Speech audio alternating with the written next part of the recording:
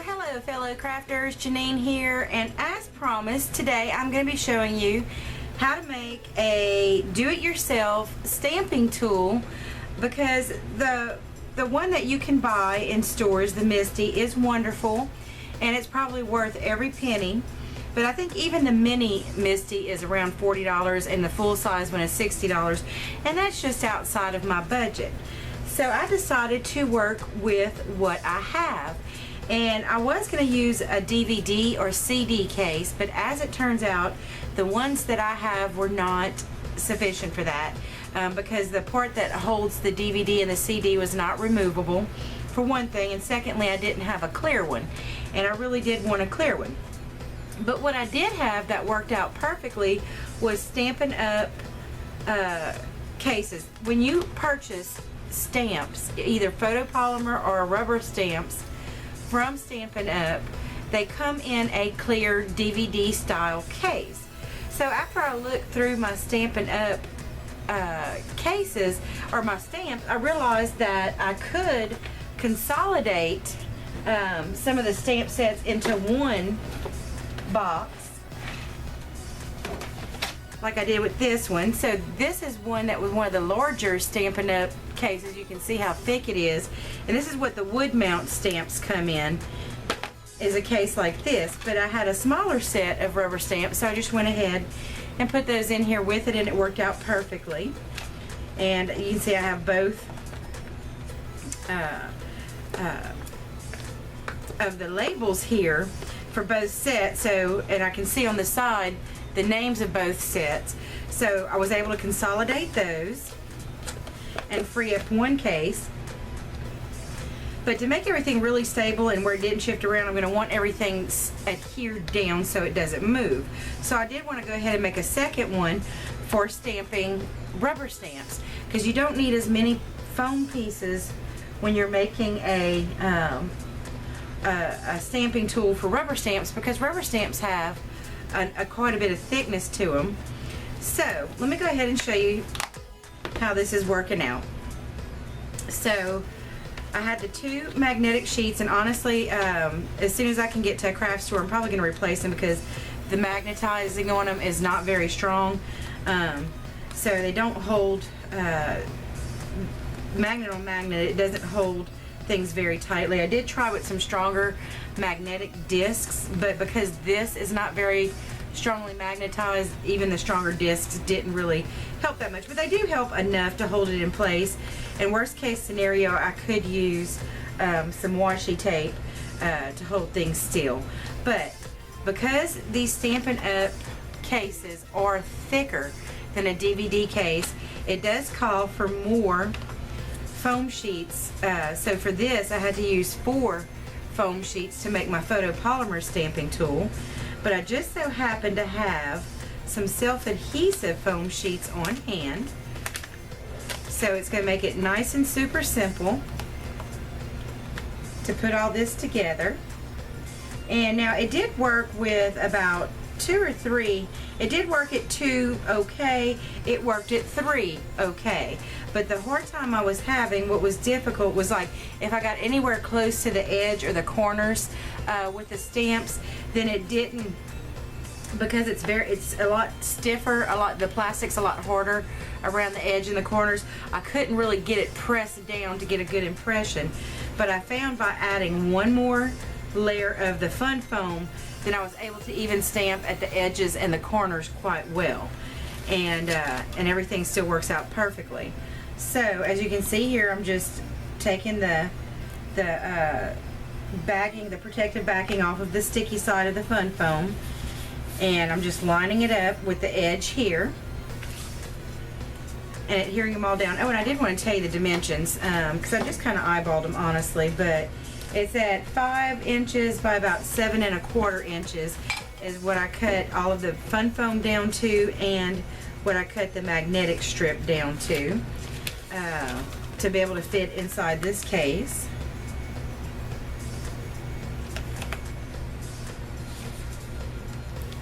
And my aim was a little off on that one, so I'm just going to kind of squish it under the lip here. And the other thing I did have to do with these cases, because it was kind of interfering with the way it's stamped a little bit, was the little, I don't know if you can see that, on the inside there was these little bits that kind of stuck up that locked into this area so that it would snap shut. And I haven't taken off of this one yet, but so it makes it to where it snaps shut like that. But I'm gonna have to remove it on this one as well. Oh, I don't think I can. Yeah, I might have to take my Dremel tool, because this one's made just a little bit differently. But I'm probably gonna take my Dremel tool and oh no, here it is. It's on this side. But they're not that easy to get off, honestly. It took a little bit of work, but worth it, because here's the final tally. Here's the part that really makes it all worthwhile. What it cost me to make this. Okay, so this case cost me nothing, because you get the case free of charge when you order a Stampin' Up! Stamp set. So the case cost me absolutely nothing. It came with stamp sets. The magnetic sheet was $1.97 for 2 sheets. So that was basically $1 a piece. And then this fun foam, I figured it out. It took me a little research to remember what I paid for the self-adhesive fun foam, but it was around 40 cents a piece. And again, I'm using 4 pieces, so that's $1.60. So basically, to make this stamping tool cost me $2.60. So $2.60 versus $40 is a number I can live with all day long. So if you are a person who is frugal like me, and you just, you know, as much as you can see the usefulness and the value of a toolkit or a tool like the Misty, but it just, because it only serves one purpose, you know, and I think that was the thing that was hard for me to kind of get my head around. It only served one purpose. But if you just can't justify spending $40 to $60 on a tool that only serves one purpose, then this is the way to go. If you are somebody who already owns Stampin' Up! Stamp sets, then I'm telling you, you just consolidate some of your stamp sets to one case. And the way I made these little strips was the extra bit that I cut off of this edge of the magnetic sheet to make it fit in the case. I just saved that strip and basically cut it in half. So now I've got everything adhered down, and we're going to go ahead and give this a little test run. I've just got a extra piece of cardstock here, and I'm just going to line up the cardstock with my bottom edge, and I'm going to use my little magnetic piece here, and that one's not wanting to stick too good right there. That's good. So to hold it down, hold it in place, again, you could use washi tape. And I'm going to go ahead and put my heart down here, pick it up with the lid, just like you would with a Misty tool. And now, let's go ahead and stamp it out.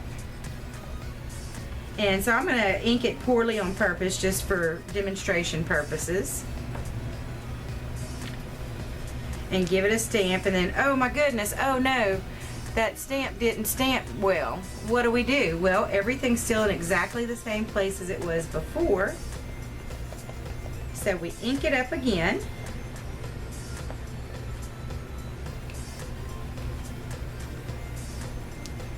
And give it another stamping. And there we go. We have a perfect impression the second time. And even if it wasn't, let's say we're still not 100% happy with it. Again, everything's in the same place if you haven't moved it. You ink it up again and give it another press. And this is again why I used 4 sheets of fun foam, was because these Stampin' Up! Cases are a lot thicker, deeper rather, than DVD cases. And there you go, just as perfect as can be. So that is craft tool hack number 1.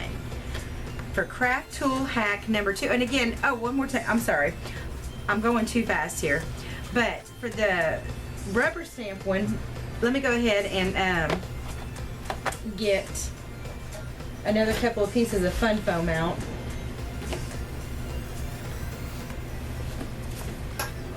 And I'm going to show you, I just did this with, I already cut the magnetic sheet down, so it's already the size that I need it to be.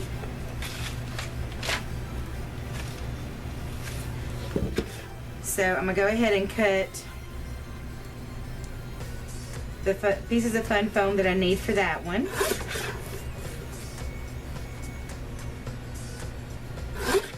So that was 5 inches by 7 1/4 inches. And again, the reason we don't need as much fun foam for the rubber stamping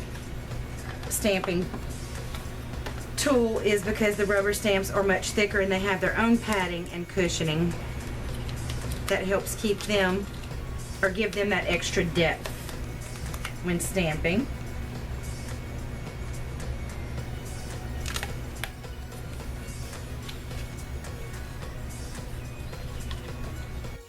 And I save all of this is another craft hack. I save a lot of money on dimensionals by saving my leftover bits of self-adhesive fun foam and using them as dimensionals. So that's it. We're going to call that one craft hack number 2.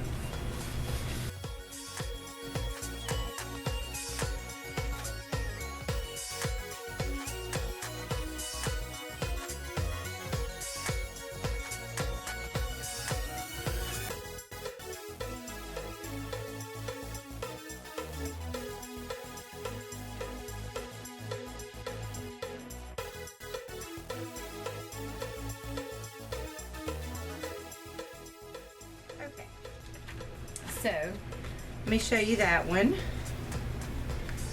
And I hate that I ripped my magnetic sheet, but that's okay. It is just going to have to hang in there. Alright, let me grab a rubber stamp, and these are cling rubber stamps, so they're going to work just as well. So go ahead and pick that up and ink it. And again, I'm not going to ink it totally. Give it a press and say, oh goodness, we didn't get it inked all that well. No problem. Everything's still sitting exactly where it was. Ink it again. Voila, perfect impression. So that is DIY hack number 1. Saving extra bits of self-adhesive fun foam for dimensionals is craft tool hack number 2. And here we go with craft tool hack number 3. So you can buy in stores, let me throw all this away, brushes, like artist brushes, but they're made specifically for using with ink blending, and they can get pricey. They can get up to $2 or $3 might not sound that expensive, but when you're wanting to buy 5 or 6 of them, to kind of cover your rainbow of colors, say like have a blue one, a purple one, a yellow one, an orange one, and even if you're using it with like say a different orange ink, it's still going to be okay as long as you keep it in the same color family. So you're going to need about 6 of them. Well, at that point, anywhere from $2 to $5 starts getting kind of pricey.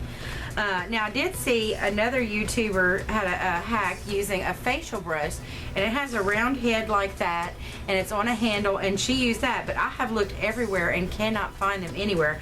I did find them on Amazon, but they were really expensive. Again, it was only like a penny for a brush, but then they wanted to charge you $3.49 shipping for each brush, and I said, well, that's not going to work. So I had bought this e.l.f. brush to use just for like swiping away crumbs and helping to kind of clean up glitter and whatnot, and really wasn't using it that much. And it is just an e.l.f. makeup brush, and e.l.f. is very affordable, very inexpensive makeup items. And this was either $1 or $1.50 brush at Walmart.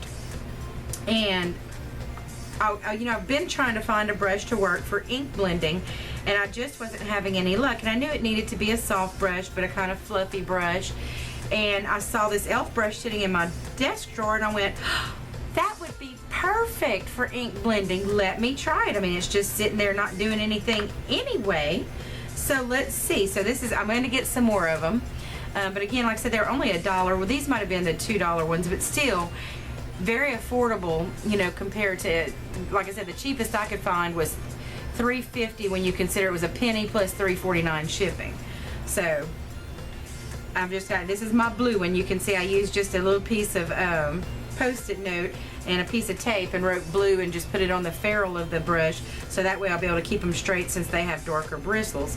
So just like you would with a blending brush, you just get some of that ink on your brush and just lightly, with a very light touch, just swirl the color on wherever you're wanting that ink blended onto your paper. And it doesn't look like much against this cardboard. Oh, that's the black. No wonder. I'm so silly. And so the blue is still coming through because, again, there was blue ink. But let me get... It would help if I actually used the right color, wouldn't it? There we go. Now you can see that blue coming on.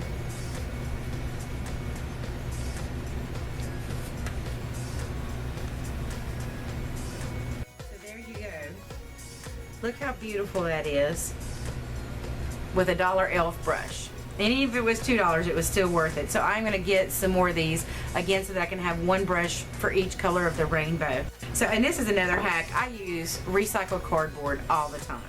I don't throw away all of my cardboard boxes. I do end up cutting a lot of them up and using them to tape watercolor pieces down on watercolor paper down while I'm painting, so that I have a reusable and recycled painting surface. And I also use them for things like this when I'm stamping. They give me a little bit of cushion when I'm stamping. Also gives me something to work against, which I'm still getting ink all over my work surface, but if I had a bigger piece of cardboard it would not be as bad. So we're going to call that craft tool hack number 4, recycled cardboard. It's great for all sorts of purposes, for protecting your surfaces as you're crafting, for giving you a traveling board. You could even if you're an acrylic artist, you could use recycled cardboard. And if you're somebody that's going to be painting, like say on canvas sheets instead of stretch canvas, you know, you can tape your canvas sheets down to a piece of cardboard and have something that's easily portable. You can move from one room to another. If you're like me, I don't always like to just art and craft in my arts and crafts room. I like to go in other rooms of the house. So it makes it easy to transport the project that I'm working on with me wherever I'm going. So anyway, that's all for my craft hacks. My cheap, I hate to say cheap, I always fuss at my friend Teresa for saying cheap. Not cheap, for my frugal experimentation and the wonderful fruits that it has produced for me, and giving me the tools that I would like to work with without costing me a fortune. I mean, right here I got 2 stamping tools for around $5. You just can't beat that. So anyway, thank you so much for watching. I hope you enjoyed this video. Please give me a thumbs up to let me know that you like this sort of video. You know, some different ideas about frugal craft ideas, how to recycle, repurpose, reuse in your craft room. Leave me some comments below. Let me know if you'd like to see more of it. And if you would like to help me fund these projects so that I can continue to make video content for you, there's going to be an iCard right about here, and you can click on it and it'll bring you to my homepage where you can make a donation to Janine's Craft Room if you so choose. If not, that is okay. I am just so grateful to you for being here, for watching my videos, for commenting and subscribing. It means the world to me. And my picture you're going to see right about here. If you click on that, you can also subscribe to my craft room so that you'll never miss a video. Well, as always, you guys have a very blessed day. Bye now.